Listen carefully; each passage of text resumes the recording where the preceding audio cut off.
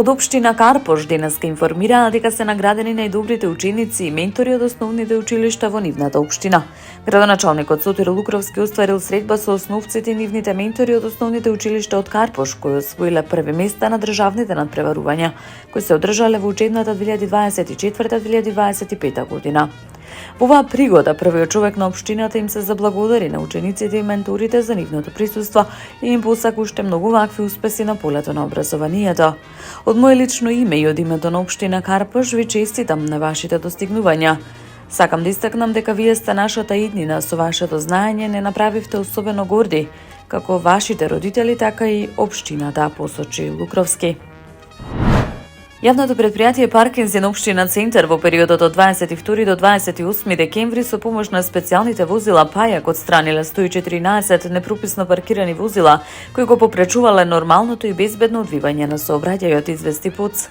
За трајно решение на сообраќајниот метеж и проблемот со неправилното паркирање, неопходна е поголема сообраќајна култура.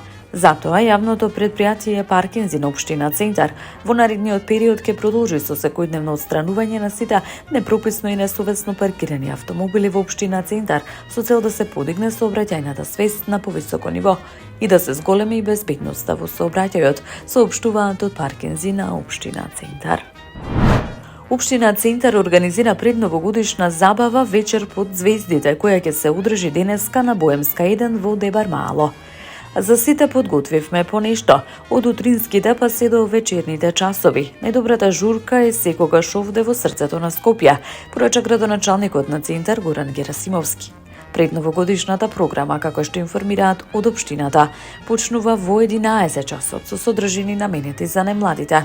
Ке настапат златните славејчиња, хорот на општинското основно училиште 11 октомври и танцовиот клуб Еурека. Кристијан Бенито ќе го изведе своето меѓуоничарско шоу, а Дедо Мраз ќе подари новогодишни пакетчиња. Празничната атмосфера продолжува попладне со зимскиот уличен фестивал Гринч 2025. Вечерната програма е резервирана за добра журка.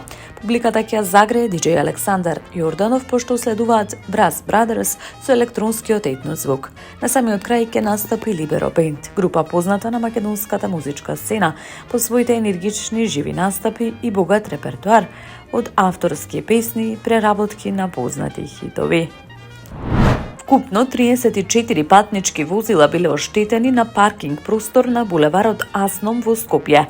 Материјалната штета се проценува на околу 11.000 евра, информираат од Министерството за внатрешни работи.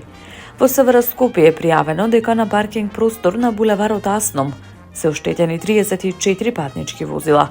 Причината е вкупна материјална штета од 11.000 евра, соопшти од полицијата. На местото на настанот извршен е увид од увидна екипа на СВР Скопје. За случајот е известен и надлежен јавен обвинител. Од Министерството за внатрешни работи информираат дека се превземаат мерки за пронаоѓање на сторителот и целосно расчистување на овој случај.